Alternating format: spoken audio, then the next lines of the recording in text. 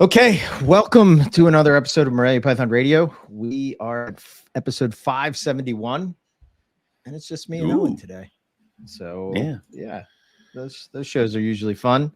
We got some top. Obviously, you're fresh back from Daytona. We'll hit on that. Both Owen and myself have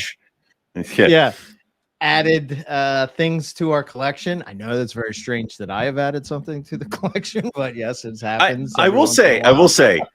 I was at Daytona and I was at Billy Hunt's table, and behind the table was Phil, Billy Hunt, Casey Cannon, Jeff and Kendra, and they're all there and they're all talking. And then I said, I bought a carpet python, and there was an audible gasp by everybody behind the table and a look of shock of like, you bought a carpet python, to which I feel a little weird about that because that's kind of crazy. That's not that far out of the purview, right? Yeah. Well, I buy carpet pythons. I don't know, man. It's been quite a while. It's been in fairness, though. In fairness, most of the carpet pythons that you've obtained over the past couple of years have probably been given to you. Right, exactly. I don't need to buy them. So, I just need for you to. Yeah. I just wait for you to get bored with them. Yeah, so I've had enough.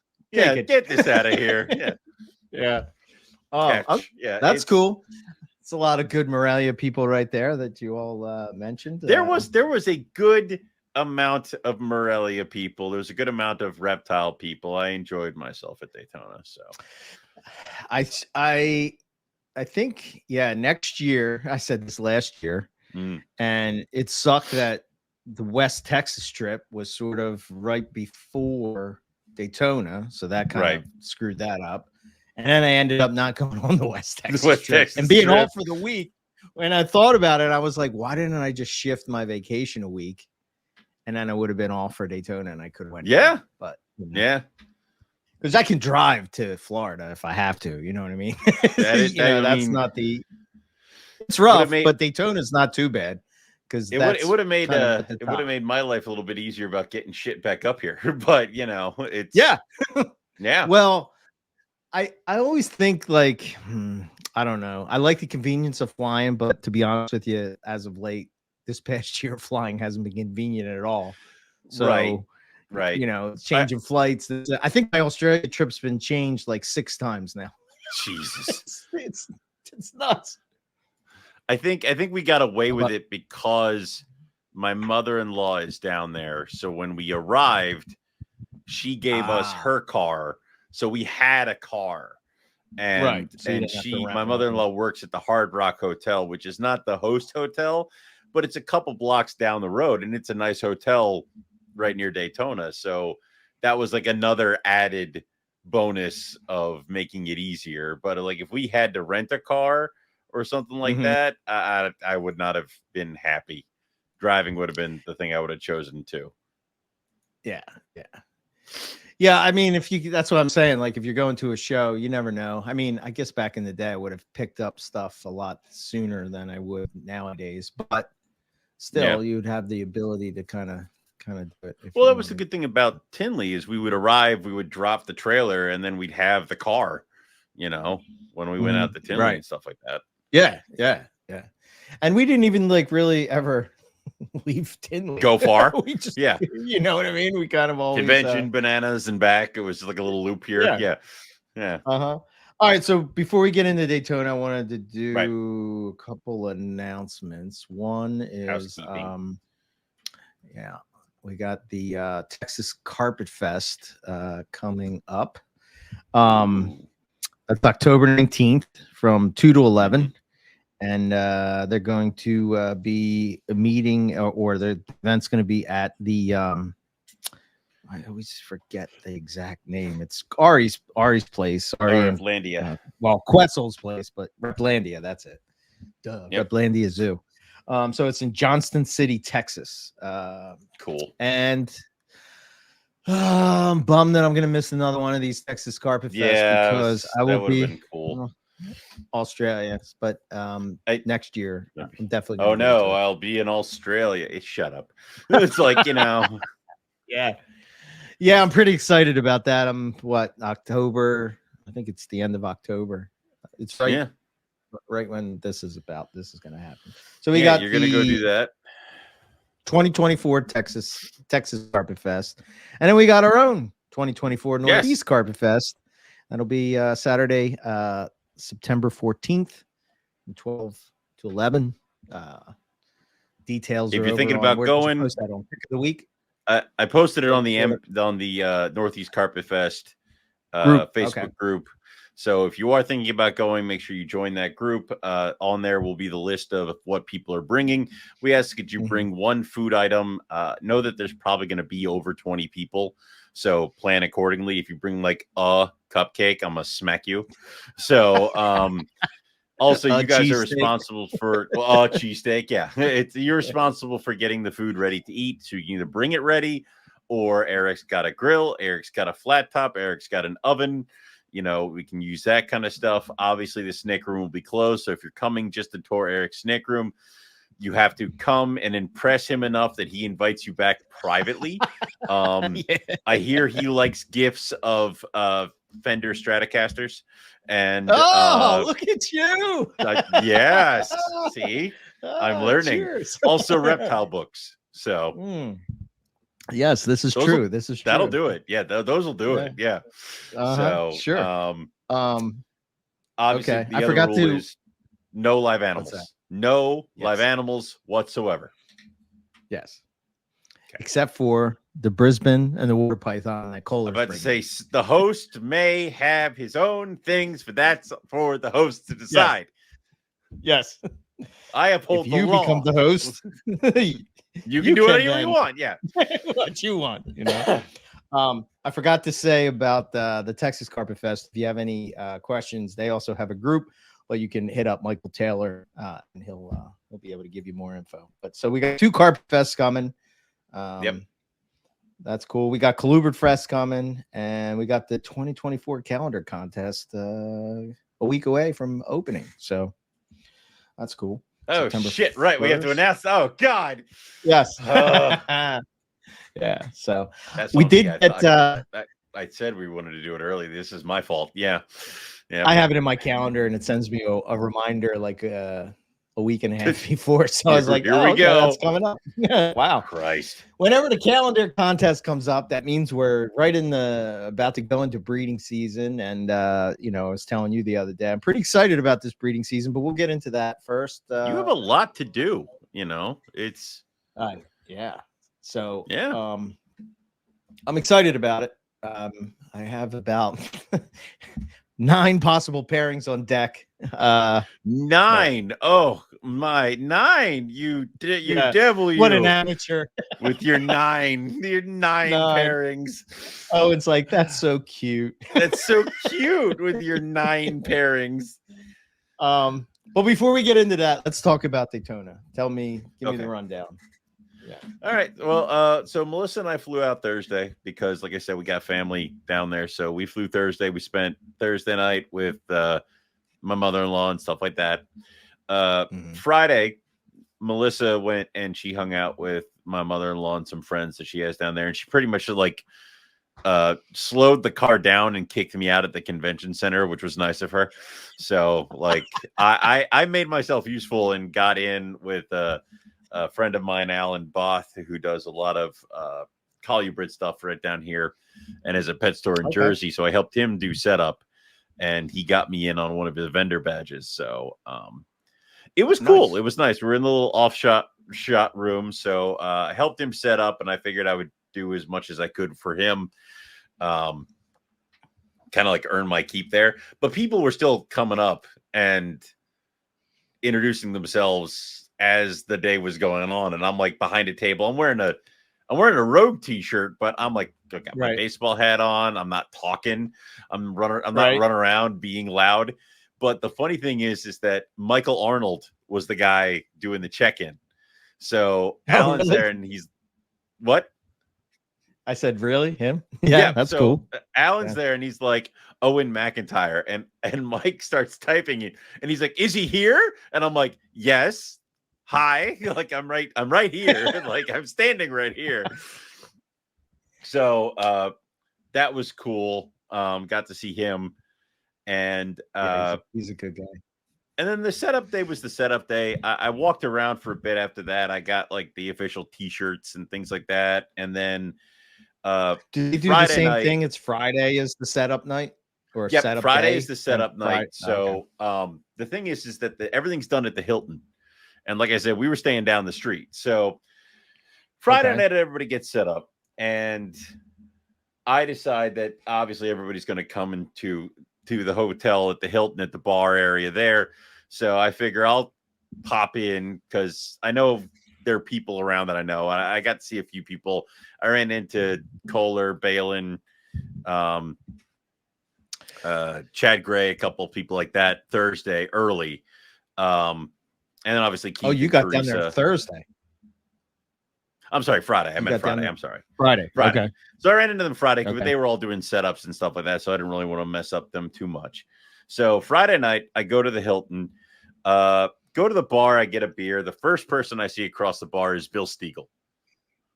Okay. So I take a picture of Bill from across the bar and I text it to him saying, I see you. And of course, that just leads to Bill grabbing me and dragging me over to all the Green Tree Python people. Marshall Mendez was there. Ryan Young was there. And then MJ from Trap Talk. So we're all kind of sitting there talking about other stuff like that. And we were talking about you and we were just joking about how, because people were constantly asking me where you were. And I'm like, I have to tell people that like I'm like, he was right here. Shit, where'd he go? Like, it's that kind of shit. So, right.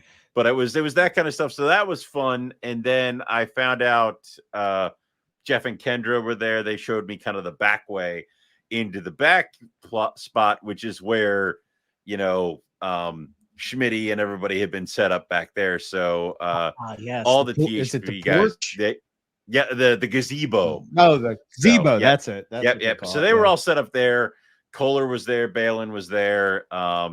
Phil Wolf, which was cool. I have determined that Phil is part of the Hobbit breed of people where I can see over top of him immediately, which was awesome. Yeah. So, but that was cool to finally meet him.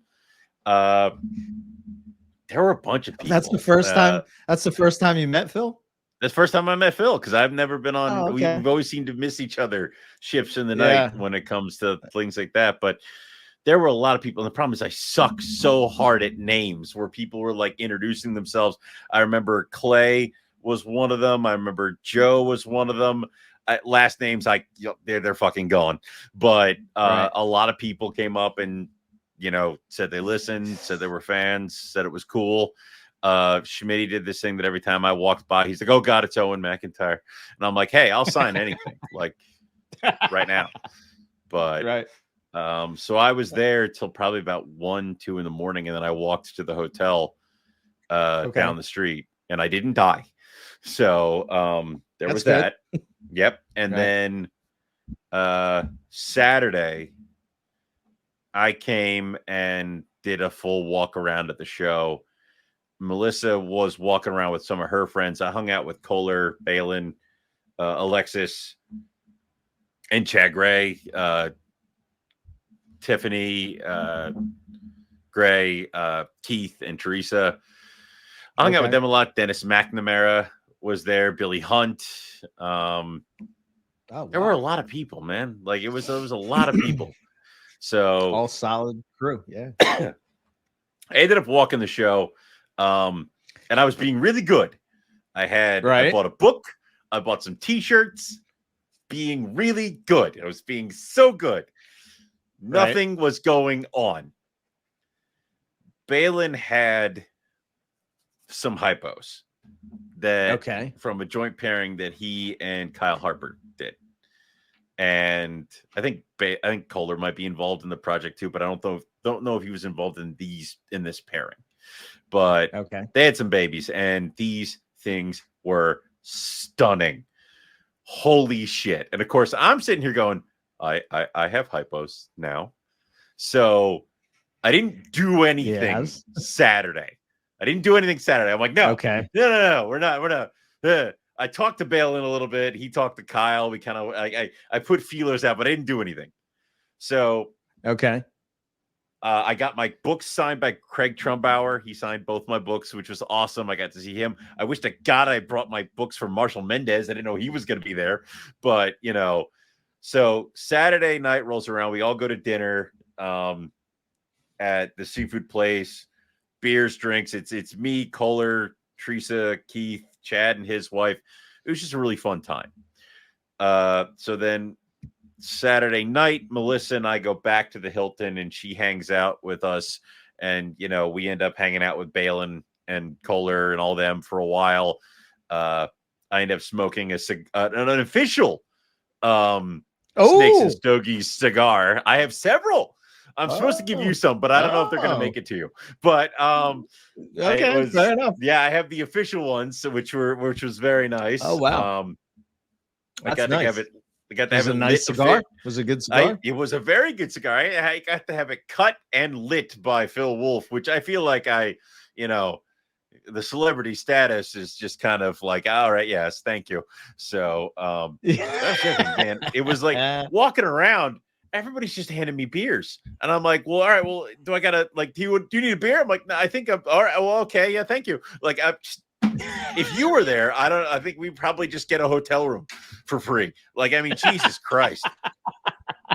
But it was awesome. Wow. Talking about shit, just I love shooting the shit. Like, I lost my voice Saturday night, and I just got it back on Sunday. So that was fun. Melissa and I ended up going back around like 2 a.m. So we got up Sunday, and we weren't gung-ho to get out there. So, because, I'd walked the show. I'd done my stuff. So right, we go, and we walk in the door. Now Melissa and I are walking around together, which is how I feel this is dangerous. First table we walk up to, there's a pair of adult children's pythons for sale. Oh, boy. And Melissa wants stimmies, but she wants these children's pythons remind her of her stimmies. Gee, I wonder why. So I'm like, well, check them out. Are they good? Yeah, they look great. Do you want them? Yeah. All right. So I bought her a pair of children's pythons. Now that little pebble sent the rock slide down. Broke the dam. Because I'm like, all right, well, that's done. I'm gonna go talk to Balin, and I ran over there and I bought this girl that you have on the screen, which is the hypo female from the pairing that he did with Kyle. So gorgeous.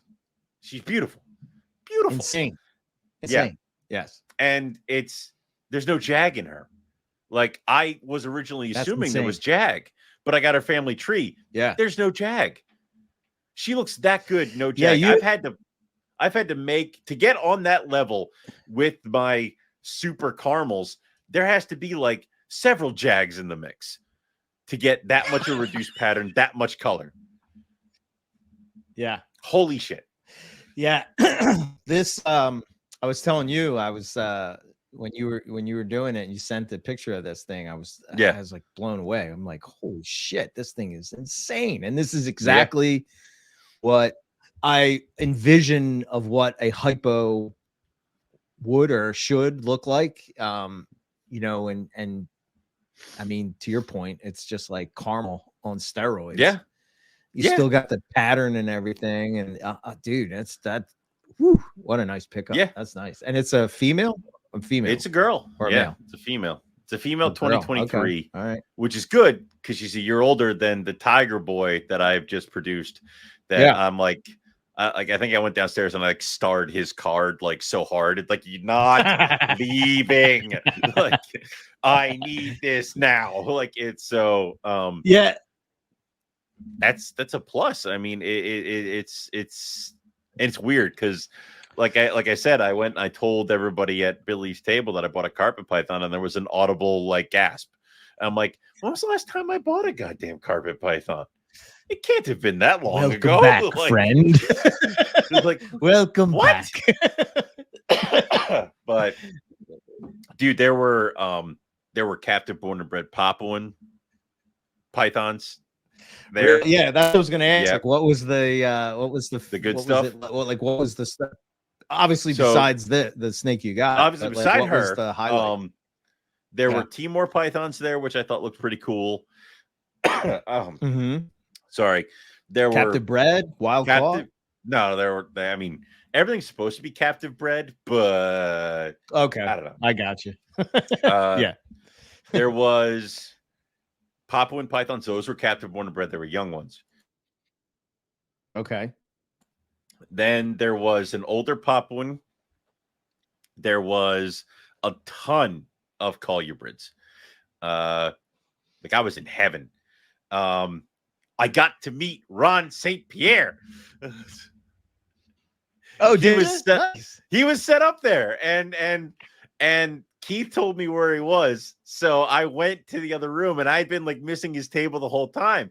And he's behind the table, and I'm like, "You're Ron St. Pierre," and he's like, "Yeah, hi." And he looks down and he reads my name tag, and he's like, "Holy shit!" I'm like, "You just." So then he and I go back and forth. Oh, He's like, that's I'm awesome. freaking out, dude. It's like I'm listening to my fucking speaker. I'm like, I'm like, I know. It's like I'm a real person, right? So Yeah. he and I shot awesome. the shit for a while. It was awesome. I was having a blast there. So, but I'm sorry. cool. So but he had some albino blue tongues on his table, which were really cool. Right. There were some He was lace there monitors. with his girlfriend. Yep. With the There were some bearded lace dragons and all. monitors. Yeah. There was some croc monitors. There was a Moluccan scrub, which the Really captive born in. Yeah, $1,500 for a Moluccan. And guess what? I don't ours know. look better. It's really bad, man. Because like ours, the ones that you and I both had looked better than this one. Yeah. And we got ours for like $4. Like I don't $300. Yeah. Right. Oh, so there was that. It's different having a show that doesn't have something like retics and venomous and stuff like that, because it kind of gets you some other stuff in there. Right. But no, it was a cool show. I got to see Keith. Keith got his shinny sauruses that I saw them, which are cool little freaking lizards. Yeah. I got to pick out my He's female. turned quite the lizard kick, man. I know. And I got to pick out my he brought a bunch of hogs, so I picked out my female Hog Island boa, and then he picked out the male for me, so they're here now because I need. So you have that Hog Islands, you have rainbow boas, you have Brazilian rainbows, yes, Argentine boas, yes, and Dominican red mountain boa. The only boas you got? Oh yeah, Dominican red mountain. So you got 4 species of boa. Yep, four species, right? Boa. 4 species. Yep, now? Yep. Okay. Yep. Gotcha. So, but yeah, so all right. So I did that. Was it crowded? What was it? It seemed pretty crowded. I mean, I'll tell you that the line was out the door, around the corner, and all over the place, and parking was a mess, but everybody was inside by like 10:30, 10:45, but there was a big steady stream of people. So, and a lot of the people though said that they didn't do a lot. There was a lot of people saying that they didn't do well, and it seemed like it was a lot of the people who maybe were old school or had 1 or 2 things to offer. Gotcha. Like it was a lot of the Python guys, a lot of the guys that brought like a certain amount of the same thing or something like that. And gotcha. Like I'll tell you that as I was helping some people set up, I literally saw somebody drop $6,000 on a bunch of corn snakes. So wow. I do it again. Go ahead, if CCR. You have it, I mean, but here's the thing: if you have it, you have it. If that's what people are looking for, and you got it, then that's what it's there. I know Keith sold his entire clutch of zipperbacks and stuff like that, where it's like, if you have what people are looking for, there is a market for it, but it's not going to be as easy as walking in the door with 5 of the same python, all different colors, and expecting to make a payday. Yeah, I think. Yeah. See, I think more and more, it's just, I don't know. Can you I always wonder, is it like as the days of specializing done, where if you're going to do a show circuit, like meaning that you have to have a variety if you want to be successful, because to your point, whatever's hot this month may not be hot 6 months from now, you know? Well, I would say that We've the seen that cycle specializing isn't, go, you know? well, specializing isn't gone, but is that something you do a show for? Like maybe you do, That's what I mean. shows. Yeah. Right. All right. So let's say your case in point, you specialize in Papuan carpets. You do, let's say you got a bunch of projects going. You have like hypo here, tiger there, melanistic there, shit like that, and other things. All that, all Papuan carpets. Could you go to a Hamburg and be successful every time? Hell no. But what if you only did Tinley Park? And what if you didn't really look at it as we must go and sell a shit ton, or we're never going to? And it's like, I'm just going for the fun. And if I sell some shit, I sell some shit. But I think it was always our approach. I mean, that was always my approach. I always looked at it as we were basically marketing ourselves, right? Because and that's the correct approach. Important part of those shows is sort of like, you know, you want to get your name out there. And it, you know, when you look at Hamburg, besides my feelings of like where Hamburg is or whatever, and now they've changed, so maybe that will be a different feeling. But I always felt like, I don't know, Jason's been there for so long, Kohler's been there for so long, and they're kind of the carpet python people. Like, I mean, I don't know what I'm to your point. I'm going to go there, and it's going to. I don't know. It's kind of like, what would be the word? I don't want to say, it's not jealousy. Maybe that's a little bit. It's not jealousy. That's not the right word. It's sort of like you feel like defeated. Maybe there's the word. Like you go there and you're all pumped up and whatnot, and you think you're going to sell because you put all this work into it, and you got the lights and the acrylic containers and all the stuff, and your table looks great, and then you don't sell anything. And then other times you go, and then, you know, you can't keep people from buying stuff. So it's like, I don't know. I would prefer to go to a Daytona and either not set up a booth at all and do kind of what you did, you know, and like float around booths, or help people out or whatever, or have an MPR merch table or something like that, to where, you know, I think it would be cool if I was talking to the Colubrid and Colubrid guys, and I was saying that maybe next year all 4 of us go to Daytona.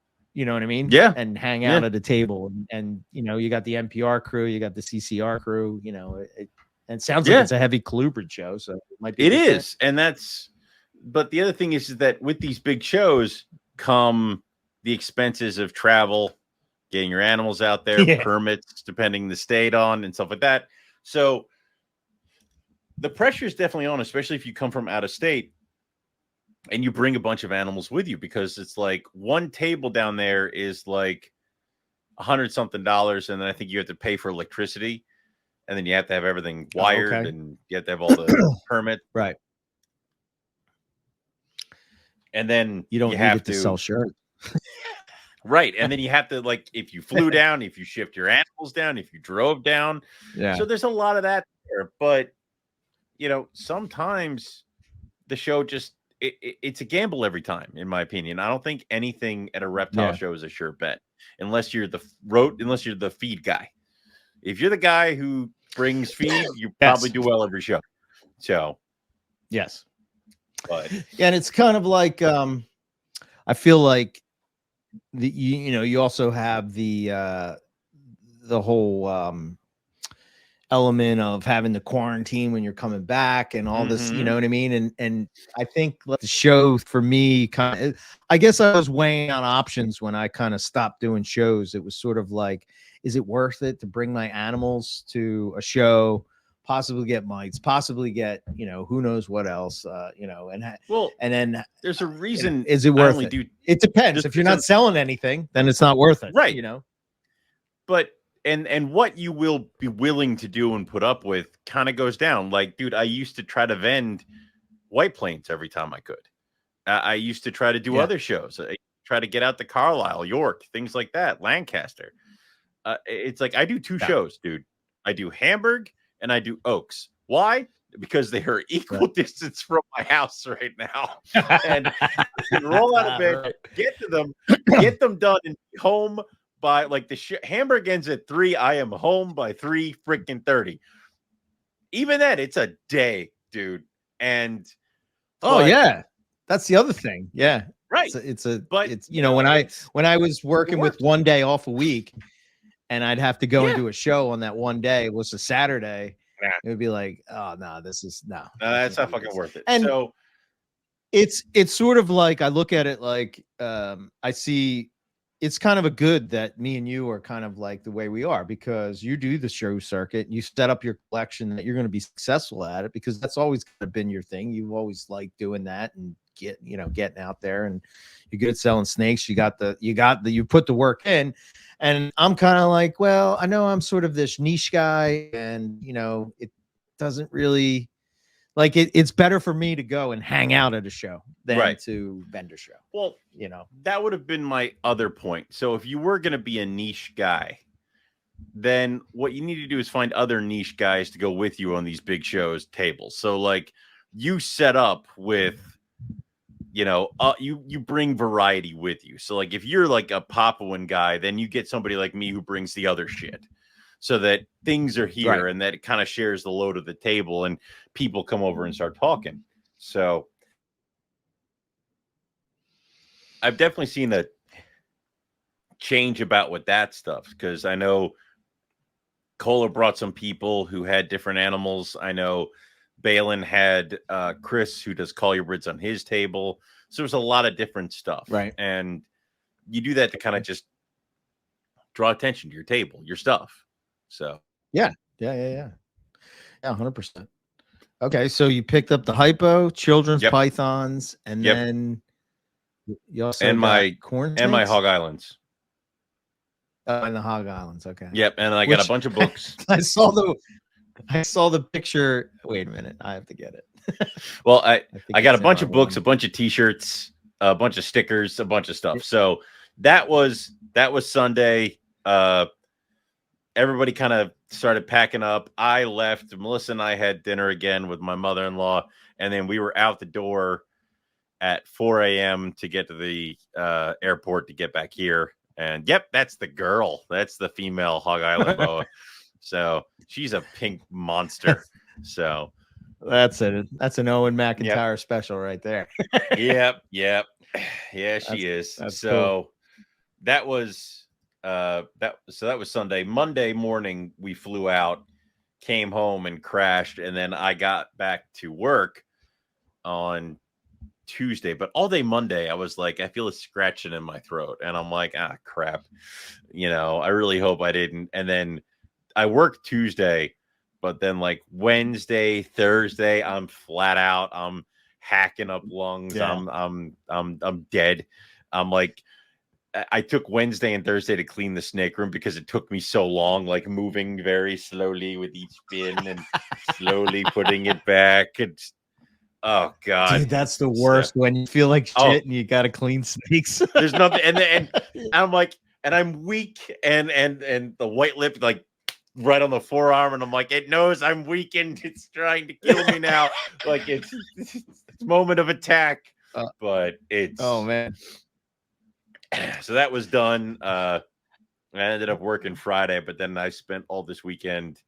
Saturday, I was flat out again.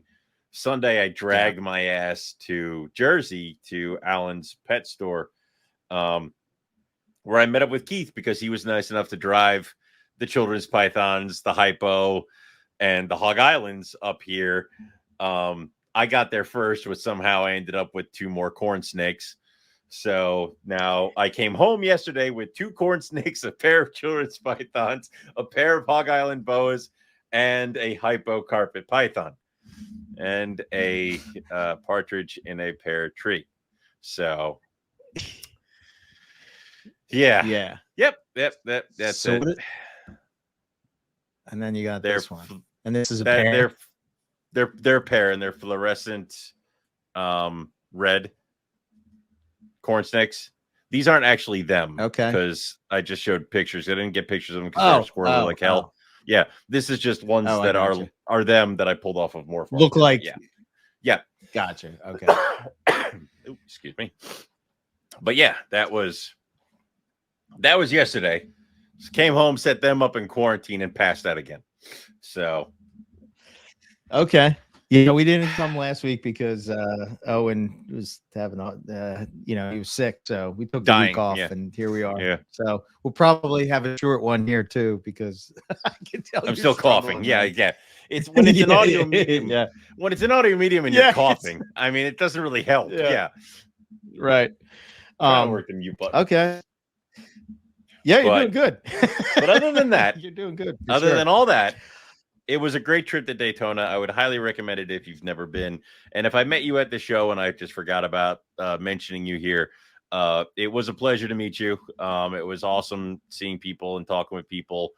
It was great seeing people that I wasn't expecting to see there. It was fun putting names to faces, and it was just this was the kind of feel. It was almost like a mini Carpet Fest kind of a deal. Like this is the feel that we wanted to get at Carpet Fest, is stuff like that. So it was. So let me ask this question. Yep. For you, do you feel usually when I go to events like this, like it's either a herp trip or a show or something like iCast or something like that, or even the little get together we had with Keith a couple, a month ago or whatever it was with Keith and Teresa and all them. But you feel like pumped up again after. I do. I do. It like ignites a spark again because reinvigorates because and here's the thing is that I will fight you about any kind of accolade that you want to give me to a fault. Like I will not accept it. Like no. People are like, I'm a huge fan. I'm like, of what? Get away. Oh, right. Yeah. No. Us rambling every week? What? No, that can't be. That's not good. What the hell are you talking about? So to have that and get excited because like we're gearing up for breeding season, dude. Like this is the time where I'm laying everything out, and the lineup that I have somehow cooked up in the annals of my insane mind for this coming season has kind of got me a little excited because I was not expecting after last year where it was kind of like a slower year and calmer year.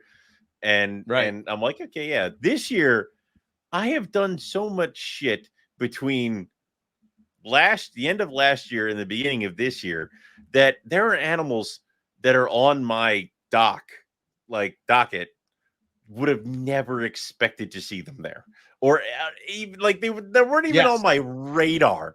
And it's like, I'm the most excited about trying to get scrub pythons. I've never bred scrubs, but I have a chance.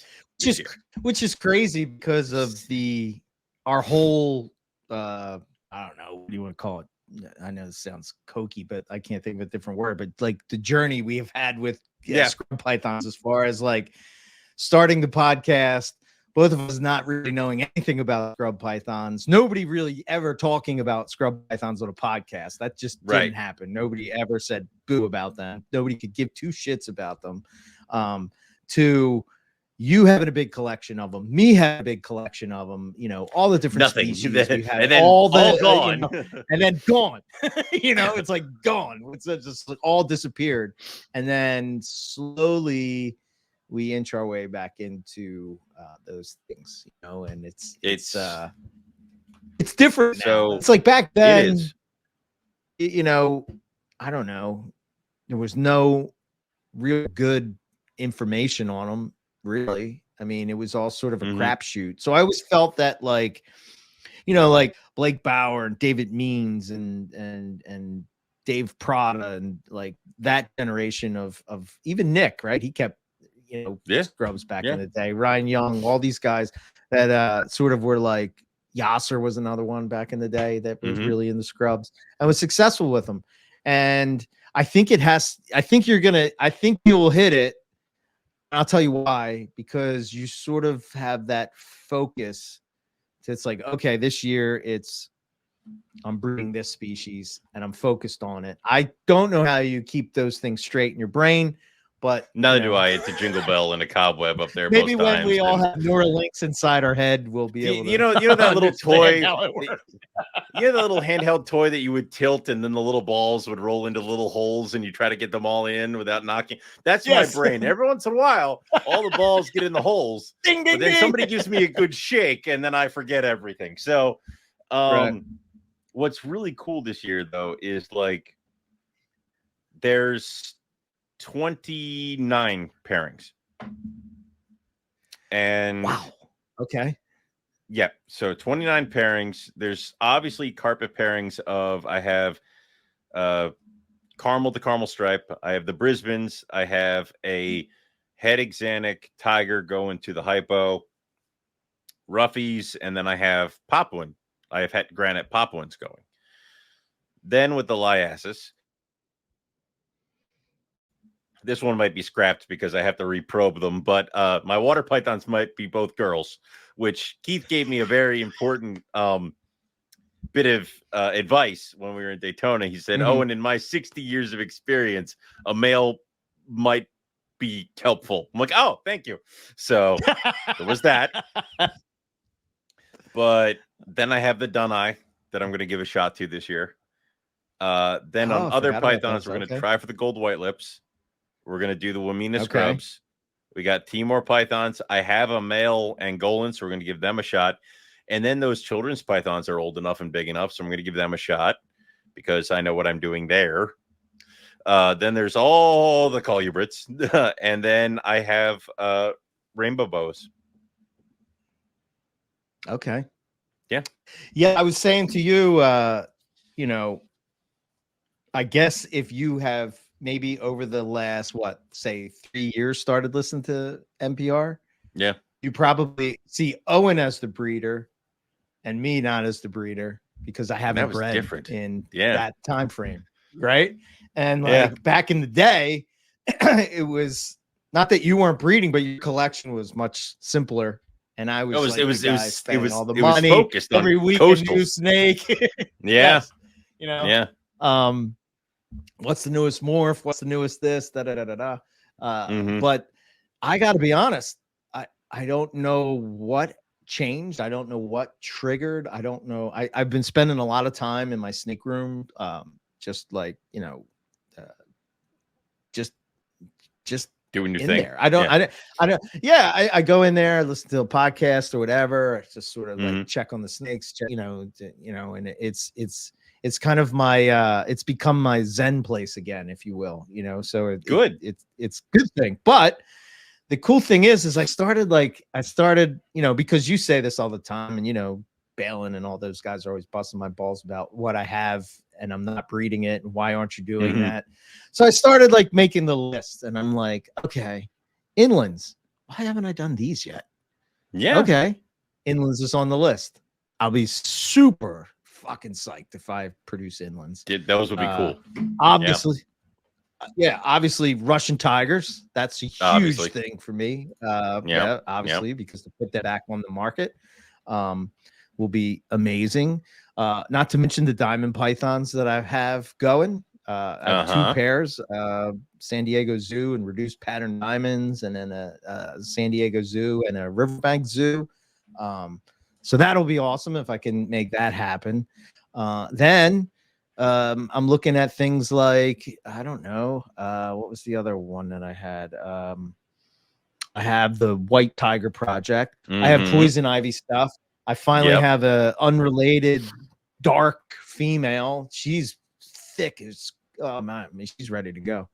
Nice. I got gelatins back, you know, so I'm excited about those. And what's the other one? I'm forgetting something. And obviously the Red Tiger Project. Right. Right. Okay. So I'm excited about that. And then I have the Red Tiger pepper project thing Project, that I'm right? excited about to see if I can do that. And shit, I know I'm forgetting one. I have it written on my wall, but I don't have it written on the notes. Anyway, like it's kind of like what you're saying. It's like I've been sitting on these animals for, all these years, and it's sort of like, okay, now it's time to get back into the groove again. It's time to do something with it. It's time to step up to it. Yeah. And you know what? Even if it's not, if you don't go nuts, I'm not saying like breed every single fucking thing in your goddamn place. Like step to the plate and start chipping away on some stuff, because I think you'll enjoy the projects, because like, dude, I'm pumped. Like I know that this year was kind of a step back, but I still advanced myself, because I got Vietnamese blue beauty snakes that I've never bred step before. Back. What are you talking about? Well, I took a step back. I guess when you're with the amount of breedings, but I still got Vietnamese blue beauty snakes, and then now I have the weird thing from left field is I still have the dogtooth cat-eye babies gonna hatch. Oh. What the hell am I gonna do with those? Like it's okay. So but it's that kind of stuff. Yeah, for me, I think part of it too is I got a couple new snakes, which I haven't done in a long time. Getting the gelatins that Keith had, I got them back. That was the first one. Then I got a jungle from Lucas that was highlighter stuff, which I was super pumped about. I'm like, oh man, this animal's friggin' awesome. So that'll work into projects at some point. We gotta do a couple more sheds over here before you and I sit down and dice out the hypo stuff. So well, that too, and that's what I was saying. I think this is the thing that got me after seeing your picture of the hypo thing. I'm like, yeah, it's.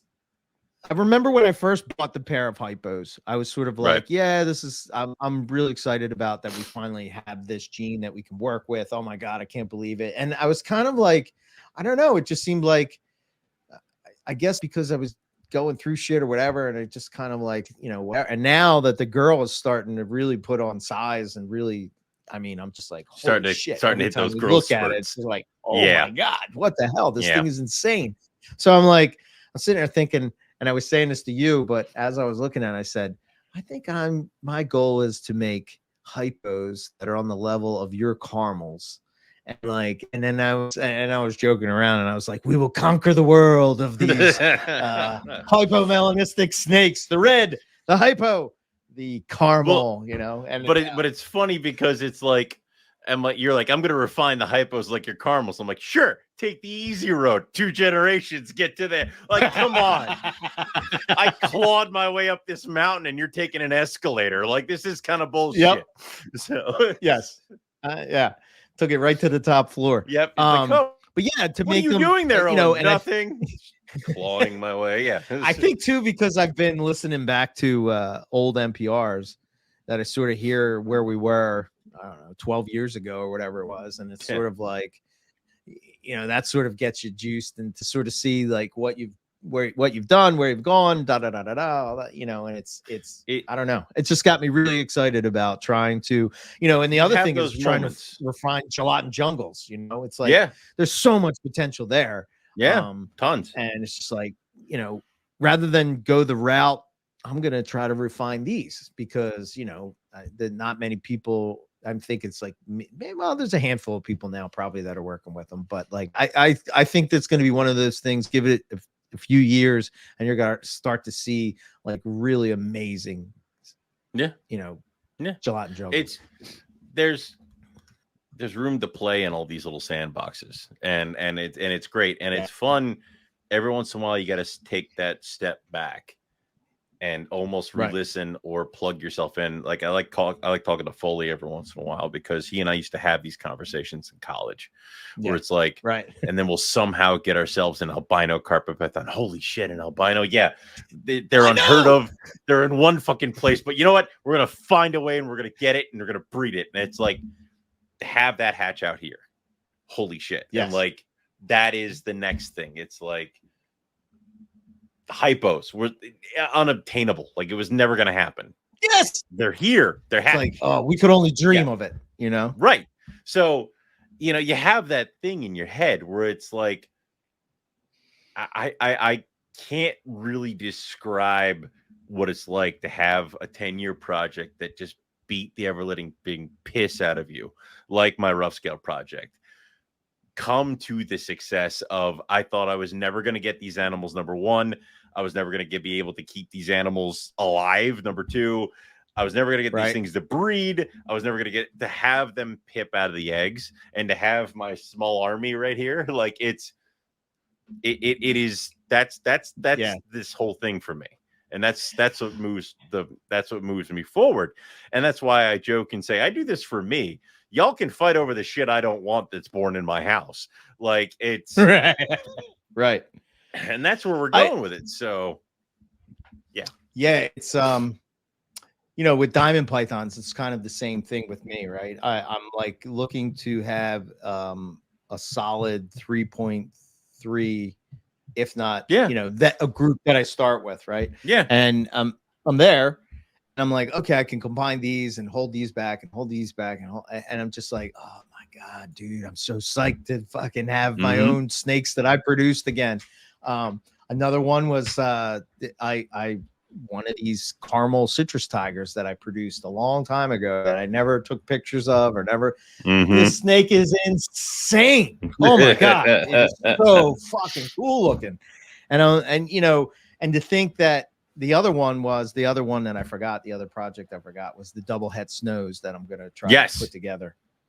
Oh my God. That you're talking about albinos, but back in the day, we were, you know, I couldn't get that fucking Exanic to oh God, dude, breed, I hate Exanic. Like, I have been every Exanic that I've ever had has ruined me for coastal Exanics. I don't even want them anymore, but somehow, and I told this to Kohler, I told this to Balin, I'm like, I'm fucking done with Exanics. I'm done with it. I have a pair of Exanic tigers and an Exanic jag. That's it. I'm going to play with these three animals. If they don't go, they don't go. If it doesn't work, doesn't work. And I produced all three of them. So it's like, we're done. But, oh my God, Exanics piss me off. Yeah, I don't know. I don't know. Just, I'm not saying you know, it could be me. It could be the specific animal. No, whatever, I think it's the species. Like, dude, I had an Exanic female that I had put to so many different males and they locked, but nothing ever happened. I had many pairings I put. So at first I started with a het Exanic. Right. And I did breed her. And then I was like, why am I messing with hets? That was sort of like when I was like, that was stupid to have bought a het. I should have just bought the visual. So then I bought a visual, and I had this female, and I bred. God, I tried breeding albinos to her. I tried breeding other jags to her. Exanic jag, that Exanic jag that I think you have now, maybe. I don't know if you still have it, whatever. But you know, tigers to her. I tried doing nothing would go. And then finally she bred 1 year with an albino, and I got double het snows. And even those snakes are really like, they're really dark, really interesting looking, really cool looking carpets. But you know, I think that was the first like real podcast I heard talking about carpet pythons was Will Bird, and he was talking about, you know, one day maybe we'll be able to make snows because they have Exantic and they have albino, and now it's like, shit, that's in my snake room now. This is this is awesome. It's one of those where so what I've done is I've unplugged myself from the Exanic conversation. Yes, other people are going to further that project. more power to them. And you know what? In a couple years later, when all the kinks have been worked out of those horrible animals, I might plug myself back in. But until then, I have my 3 that I'm going to play with. And you know what? If I just end up breeding them together and making more Axanthic tigers, yeah, 100%. Yeah, it's fun when you're sort of like looking at that again, and I have missed the whole like preparing and like what is going to pop out and all that kind of stuff, and the whole process of getting into that mode. It makes me spend more time in my snake room. And again, I'm not going crazy. It's it is what it is. And then I thought about it. I'm like, I think my approach to reptile selling and all that is more of like a boutique type of approach. and that's fine. Like it's high-end animals that are in this niche, and that's what it is. Right. And like I'm even taking it to the point where I'm not even doing a Morph Market account or anything. It's like all my shit's gonna be on my website. That's it. Yeah, you want to see it? That's what it's gonna be. That's what I've done the same thing, because with the Morph Market accounts, you have to buy a certain amount in order to have a certain stuff to sell. So it's like, well, hell, if I want to sell a pair of white lips, I'd probably let them go for $2,500. All right, well, that's the entire budget that I have for Morph Market in one goddamn pairing. Like, I can't put roughies up there with that too. So a lot of my stuff is through the website, and if I needed to drum up website, all my stuff's through the website, because I let all the ads on Morph Market and stuff expire. I haven't really done that. I might, as we kind of get now into the fall and winter months kind of deal, is I might turn that up a little bit. Like I might go on to Morph Market and list some stuff, little things to try to see if I can get people to come to the website. Like I have a pair of rhinos from last year that are still up, but like my rhino babies from this year just hatched. I don't even think you have to do that. This is what I think you should do. This would be my advice. What you should do is you should take your phone. You should go down to your snake room, make a video of whatever it is. Send me the video. We put it up on the YouTube channel. Boom.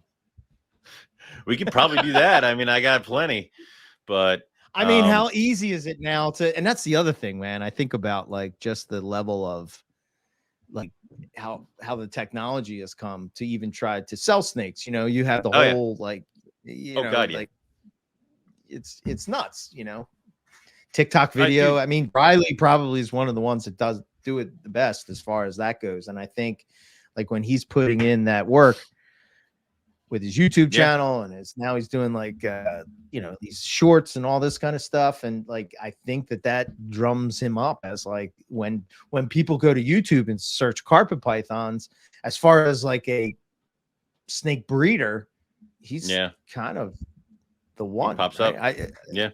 Who else can I think of that's really doing consistently? That no one. Yeah. And as far as carpet pythons go, right. It would be one of those things, and obviously, like I have, like the website isn't even up to date with all the things that I have for sale, because I won't put stuff on the website that is below a certain dollar amount. I'm not gonna put $100 white-sided black rat snake on the website, because then somebody in California is going to want me to ship it to them and want me to work out shipping, because the snake's $100 and shipping's $95. Right. So right. So those are just those are just for shows. And my favorite conversation. Like those are just for shows and for wholesaling to pet stores and things like that.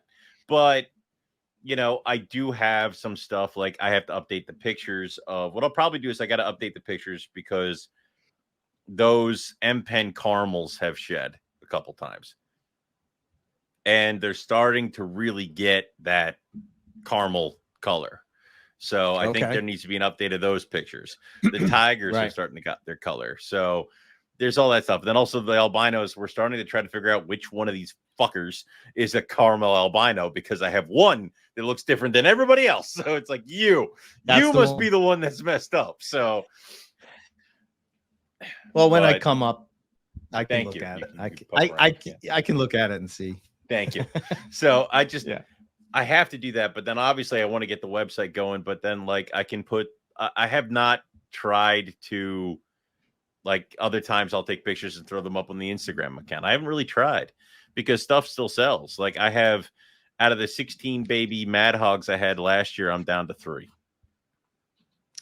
I think you forget we do a podcast every week where you that. talk about the snake you're breeding, man. So, yeah. I mean, that we've been consistently putting our name out there every week for X amount of time. It is one of Don't those. think that I'm not saying that we don't have to put work in, but we have, I guess. And we don't look at it as work, I guess. I mean, that's sort of how, you don't think of it as a marketing thing.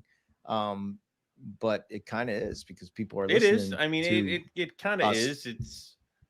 It's something where it works, but also it's like no matter what, I still got to find the person that's got the money and has the means and wants the animal. Like, and that changes all the time. Sure.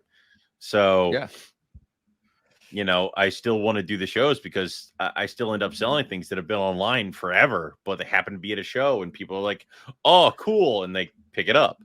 So, see, your approach actually puts MPR in front of people that may not know about MPR. True. That would go to a show that may not, you know what I mean? So by doing the show, you're doing the reverse. You're marketing more of the podcast that people may get into because people are walking up, not the people that know you, but like the people that are just walking around the show and they're like, oh, what's this? Is it venomous? True. Can I hold it? But then there's also that too, is that word of mouth spreads in certain things. Yes. So I sold a Mad Hog to somebody at the last Hamburg show, a female, and he contacted me and he picked up picked up a male on Saturday from me. And it was because he went to Gettysburg and he heard that somebody there had Madagascar hognose at one point. And he went to the guy who he thought would be, quote unquote, the guy that looks most like somebody who would do rear fang venomous. Happened to be Mike Curtin. So he walks up to Curtin and says, I was looking for a guy who does Mad Hogs. And Curtin goes, well, there were Mad Hogs on Dan's table, which Dan is my friend who does the Boyega. And Dan's like, I did have them, but they weren't like, I sold them from somebody else or I got them from somebody else. And he's like, well, where can I get them from? And then both of them are like Owen McIntyre. And that was it. Right. Who would have thought? So from that point on, he was checking out my website and then he saw me at Hamburg. So word of mouth for certain things spreads. Yeah. And people have the ability to get to your stuff. If you're able to work with a project, I've said this for a long time, sort of why I went into Poplin carpets, that you're sort of the one doing it, it automatically makes selling those snakes easier because you think of the market as like the whole United States, right, for us.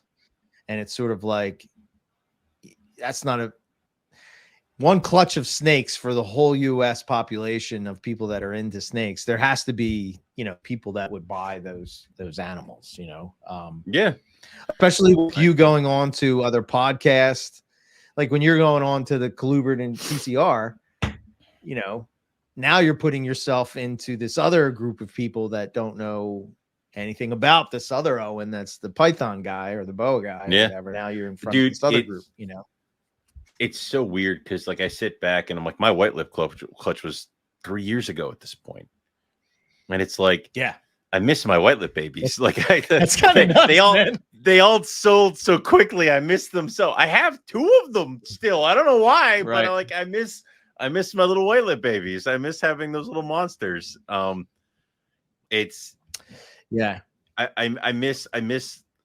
love the milestones. I love the achievements. I love the things. I love the I've never seen this before. So yeah. Well, I don't know, man. You're crushing it. So hopefully this breeding season you don't produce too much because if I have to give you stuff for your I don't think table, you have any more like, racks, dude. Like I can't. Yeah. I'm not gonna. This might be the year where I'm gonna start pulling things apart. Like I'm gonna be like, no, we can't, not anymore. Like it's no more babies. Like it's.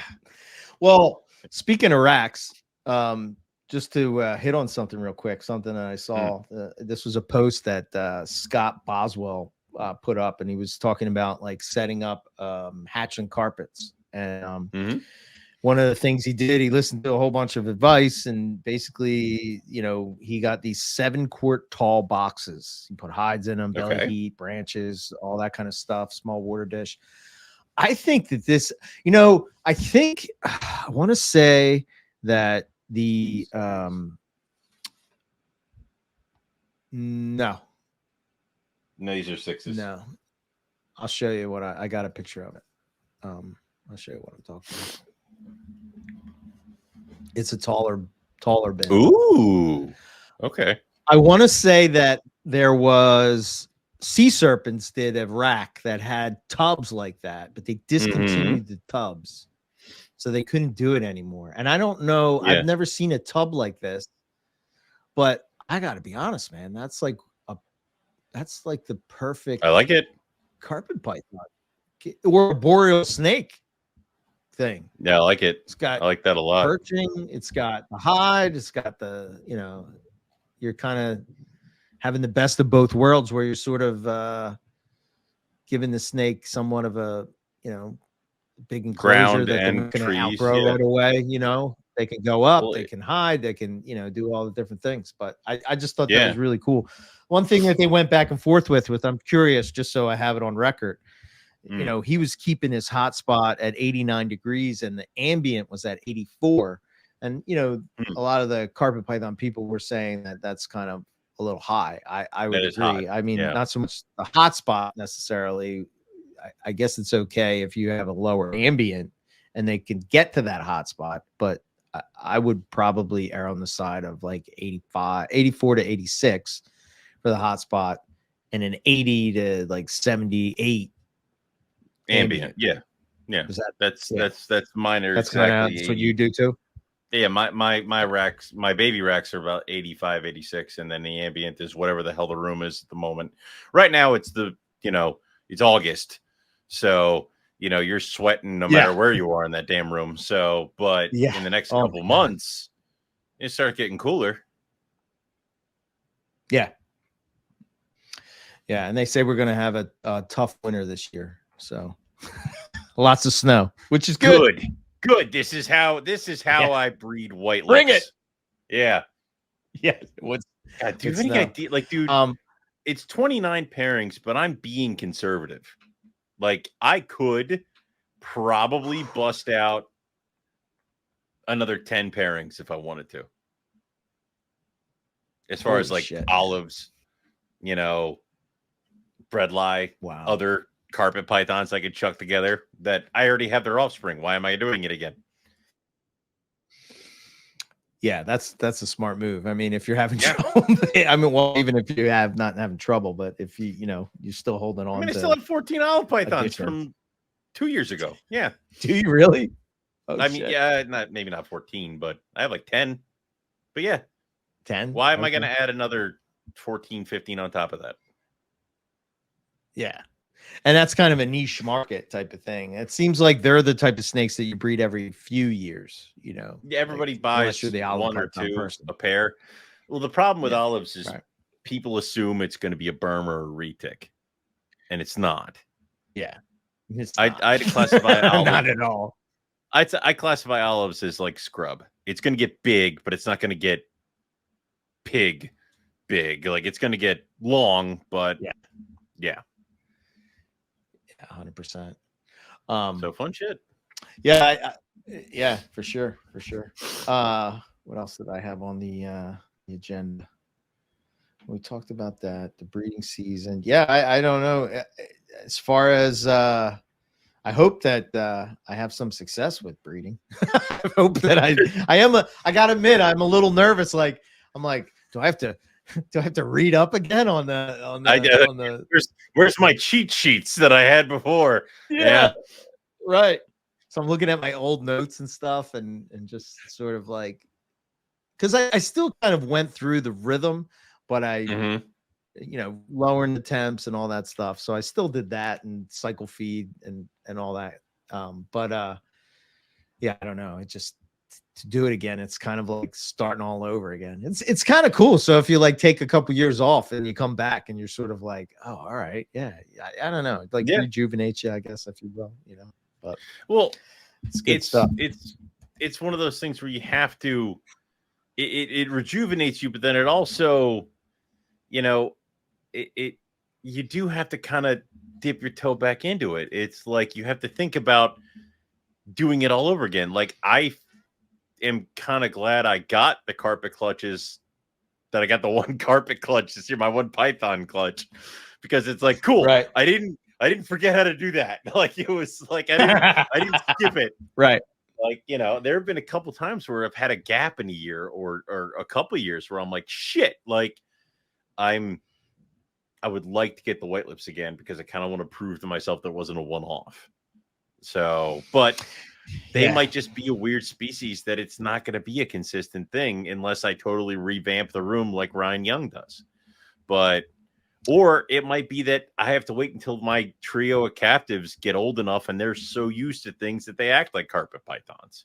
So I wonder if that's the give and take of working with a collection where you're sort of working with, a wide variety of different species. That's like, it's sort of like the ambient temperature thing, right? It's right. It's like, some it'll work. Some shit doesn't. Yeah. But it's not going to be consistent. Well, depends on, I'm talking carpet python wise, but because I know Keith, he does ambient heat, Matt does ambient heat. Well, those guys do that. But, so here's the thing, they're different species. Right. I didn't breed my bredli didn't breed this year. They've been together for months. They didn't breed this year. Both of them are proven animals. Right. I also was not as mean to the outside room like I usually am because nothing in there was breeding this year. So that's the give and take there. This year, I have colubrids in that room. So it's going to be really, really bad for the pythons that are living in that room. Like it's kind of suck. So, it's I'm holding on to hope that it's going to work like it did in 2018, where I went to Australia, found a gelatin jungle, came back, bred them, and hatched them out in my incubator, which was like surreal for me because it's sort of like I just saw this in the wild and now I have it hatching in an incubator in my house. And I'm hoping that we go to Sydney, we find some diamond pythons, I come back and hatching them in my video. Yep. Like, yes. Yep, that'll be nice. God, it would be so awesome. Was there diamonds at the show at Daytona? There was one pair of diamonds. Clay does diamonds, right? Yep, there was one pair of diamonds at Jordan's table, and I wanted them badly because they were these like whitish kind of diamonds. They looked beautiful, and they were actually reasonably priced too. And they looked like they weren't hatchlings; they were like at least a couple months, maybe a year. And I'm like, God damn it! I even said I'm like, would you trade? He goes, what do you got? And I'm like, Carinata, and he's like, I already have them. I'm like, that was my silver bullet, so I got nothing now. So yeah, it was. But shit. Yeah, they were. Those are the only ones there. There was a gamma jag at somebody's table, flipper table. Dude, we talked about that. Was another thing I had on the list of things to talk about. As I'm going through, we give a lot of cred to like the ivory jungles, jungle carpets, and the M-Pen coastals, and the selective breeding that's been done with these and all. But I have never seen an ugly gamma jag. No, never. It was gorgeous. Not one time. That's one of the most underappreciated. I mean, John just like, wow, kudos to him. Hats off. I just saw it the other day and I'm just like, it just dawned on me. I just took it for granted, I guess, because we've seen it for so many years that, it's just like, that's what they look like. And it's just like, oh yeah, that's cool. And then you just think about like, they consistently throw this look. And even the ones like when I produced Gamma Jags, even the ones that I thought were not going to turn out good, still turned out amazing. Yeah.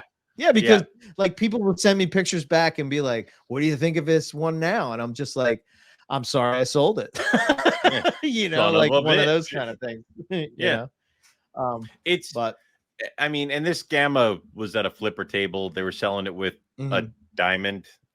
It could have been a diamond. I don't know. Right.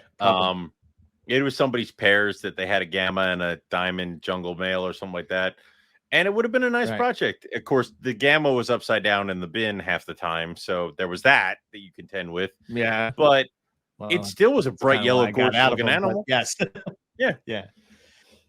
I think of, the weird thing is that when I bred them with diamond, so I bred my Gamma Jag to a 75% diamond jungle, right? Because I figured like I had that snake and I was like, well, I have this snake. Why would I breed it to a pure diamond?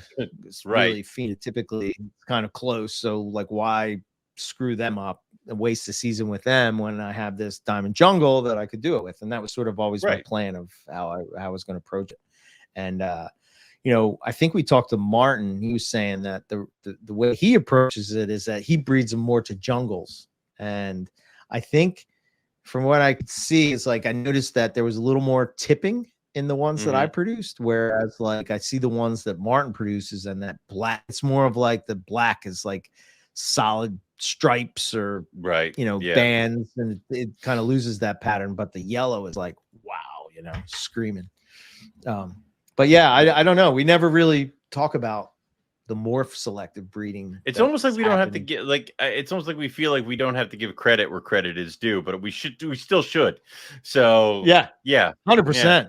Yeah. So, John, I think that's another thing that attracted me to carpet pythons in the early days was the level of detail that I saw that the breeders would put into the pairings that they put together. It wasn't just like, I guess because I was coming from the ball python world, like trying to figure out where I was going to fall. And it was sort of like this thing where it was like just about getting the morph and bringing it to the other morph to make the combo. And it never seemed like it was like, oh, well, this is Benjamin.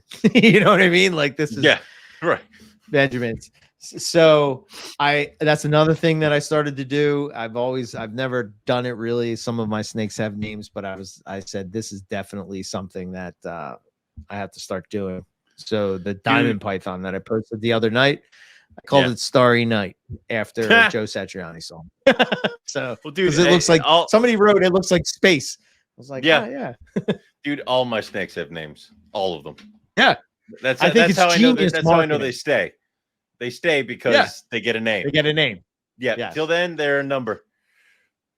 I think that like for Morelia, it could be green trees, it could be carpets, probably roughies as well. That I don't see it as much with roughies, but you do it. But it's sort of like they name the animal and it sort of becomes, it just becomes iconic. It just becomes like, it helps with me as a breeder because I can kind of play with that and it's for pointing out what it is, and it's also remembering, keeping in my head who's who and who goes with what and who's the child of who, kind of a thing, because a lot of times I pick a theme and it kind of follows the parentage, but then also it helps with recognition. People contact me because they saw this website and they're obsessed with Dakota, and Dakota's a super caramel. Okay, well then I think you want to look at these babies and these babies. So it's, and Dakota's gone. She passed away, but her kids are still here. So you can kind of see it space out and also where you can go with that. So it's cool. I like it. Yeah. Yeah. Also, it gives me something Definitely to scream something. at them when they bleed me, when they're like, when they're just ripping into me, and I just have something to yell. So yeah, sure, yeah, 100%. Yeah, I only had a couple. So the book, this was one of the last things I had. The complete reticulated python came out. Mine was stolen. I ordered it and it was stolen from my porch. Porch pirates. They left all of Melissa's crap, but they took my book. Of course. That's how it always goes. It was written by Glenn McLean. Yeah. Somebody was walking around with one at Daytona, and I didn't get a chance to ask where they found it, but somebody had one. And I was curious about how Nick felt about it, because he was, in competition with the more complete BOA, that he was going to make a bigger book than Vin Russo. But this retic book is 446 pages. Ooh. It's a thick book. Ooh. Ooh. Yeah, here it is. So hold on, I'll put it up. Yeah.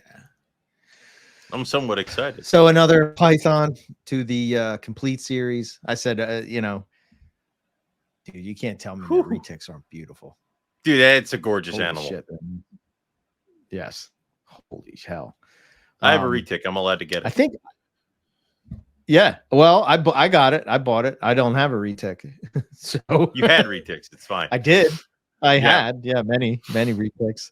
But yeah, it's only $55 in the US. I think it's 95. If it's shipped internationally, and I think to sign it by Glenn, it's like 65. And yeah, I think they're doing pre-orders. I think if you contact Russ Gurley on Facebook, you could probably get on the list. He's and you can find it on Amazon. Yep, found it on Amazon. He's the guy who's after they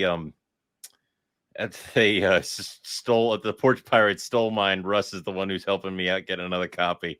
So okay, good. Yeah, I appreciate that. So it's on its way apparently. So I love to see another Python species in the complete series. I like it because that's cool. I like it because this is something that you would have already kind of expected to be out there, but it wasn't. I know, right? And it's with the amount of popularity and all the chest thumping of retic breeders, you'd have thought it'd be out there by now, but it's not. And the problem is that I think the reptile community in a whole is well, somebody should do it. Well, why don't you do it? No. Somebody should, but I'm not going to do it until somebody actually steps up and does it. And I swear, the person who steps up and does it has to deal with so much bullshit of well, I would have done it better. It's like, well, why didn't you freaking do it? Like, it's that kind of stuff. So to see something like this is awesome. I would love there to be more of this kind of stuff, because I like the idea of books like this where you can point newcomers in on this is where you should get your base education of what's going on here. Yes, 100%. I take that back. Nick and Justin are still the champions. Oh, 623 is the more complete carpet. I must have had the complete carpet in my brain. More picture said, let me pages, sir. Yeah. But 623 pages is the Jesus more complete carpet. Man, that's a beast of a book. But yeah, if you're into retics, now you got a really awesome book. There was another book that was put out on retics. Or you're what? Or if you're a psychopath like the two of us who just have to have every single edition of the complete series. Yes. I mean, I even have the complete northern box turtle. Why do I have that? Like, I don't have that. That I don't have. That's you're an amateur, So we're finding out tonight. Yeah, apparently. But yeah, we got this cool book. So if you're into that, check it out. I know that the Retic Lounge, they had Glenn on, and he did 2 episodes back to back, and That's cool. You can hear about the whole process of him doing a book and whatnot. So you should definitely give that a listen for sure. If you want more information on, I'm sure that the Retic Lounge will be talking this up too. Kind of like we were excited about the more complete carpet and the complete carpet. Like, remember when that first came out? Oh, dude, we were like, it was many moons ago when I was yes! I was a younger man. I had less hair on my face. Oh, dude. So, the lighting in this bathroom at freaking the Hard Rock. You turn on the lights and all of a sudden you realize just how many gray hairs you have on the top of your fucking head. It's like, because somehow they just stood out. And I'm like, oh my God. Like, I have here at the temples all throughout, couple in the beard. And I'm like, no shit. It's like I was in front of this mirror for like 20 minutes going, oh my God, I'm old. So yeah. Yep. You see that, buddy? Yeah, your silver fox. Your silver tips. Yeah. I have like 4, and I'm like, oh shit, and you're like, shut up. So yeah, I think luckily for men, it's easier to embrace getting gray than it is for women. Unfortunately, they have. They're not Jim as went gunmetal. Jim went gunmetal gray in his 40s and never looked back. So, real quick, I had this picture, so I figured I'd share it. Yep. I posted it up the other day, but these reduced pattern Darwins are dark. Oh, yours, the new ones. Yes. So this is the female. But if you look, like, see all this? Yeah, that's cool. 2 dots. And then the male. You have to bust out all your old fancy camera equipment again. Yeah, I know, right? Yeah, weird. And that's the other picture. One. But this is just black. And dark. It's just a very dark straight down the back. Yeah. So that's cool. I'm excited. I've always wanted these, man. Ever since I saw them on Kerry's table at Tinley, I was like, yeah, oh, dude, I gotta get these.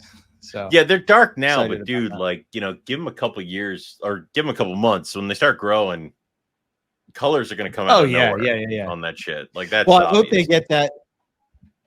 I hope that they continue to. So here's a better picture to show how dark it is now, but the male is like, yeah, wow, really dark. So very dark.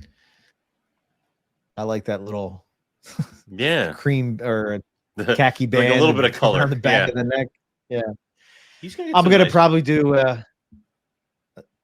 nice what. You can get some nice browns and creams and stuff. I can kind of see where it's going to come in. But yeah. A little cool. I'm going to do a proper picture setup and all that. So the light tent. Ah, yes. Yes. I haven't taken pictures of snakes like that in forever, man. Yeah. It never ends. Good times. All right, we'll cut it there, I guess, and we're gonna do a Morelia Minutes this week. And no, wait, forget that. By the time Morelia Minutes and a carpets and coffee. Yeah, it would already be out. So, yep. Let's see. All right, so if you want to support the show, here's some ways you can. You can subscribe and share. Follow us on MPR on Instagram, Facebook. Check out our merch store. We have a Discord. We have a Patreon. And all of the links are in the show notes. If you want to get more involved, there you go. We've been doing the Morelia Minutes thing as sort of a bonus for the Patreon people. And we also have a affiliate link with Cold-Blooded Caffeine. Were they there? Were those guys there? Did you meet them? No, they weren't. I was hoping they would be, but they weren't. Yeah. Okay. Cold-Blooded Caffeine, Trey, McKendrick, great guys, amazing coffee. They do. I think the best thing about them, it's just like ticks 2 boxes for me. I can get my coffee fix, and at the same time, 5% of the proceeds go to wildlife conservation efforts in coffee producing countries. So it's a win-win. So click the link, go check out what they have. They have tons of awesome coffee. I'm sure you will find something that will please your palate. But yeah, perfect.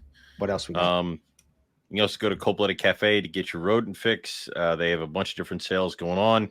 I think they're doing a big summer sale right now, or end of summer sale. So if you see that, jump on it. The code MPR20 gets you 20% off of your first order, and the code FS250 gets you free shipping of any order over $250. So jump on that as well. For us, please remember the Carpet Fest is September 14th at Eric's house. Mm-hmm. Announcements are up on the Northeast Carpet Fest Facebook page. If you have any questions or problems, reach out to myself or Eric. T-shirt design will be coming shortly, I hope. Dude, it's gonna be nuts, that t-shirt design. I can't wait to see it. I didn't see it yet. He's working on it. Almost done, but all right. So that'll be up soon. So keep your eye peeled for that. Other than that, calendar competition will be announced on September 1st. So keep your eyes peeled for that too. And I think that's it. I got nothing else. You got nothing else. We're done. We thank everybody for listening. We'll catch everybody back here next week for some more Morelia Python Radio. Good night.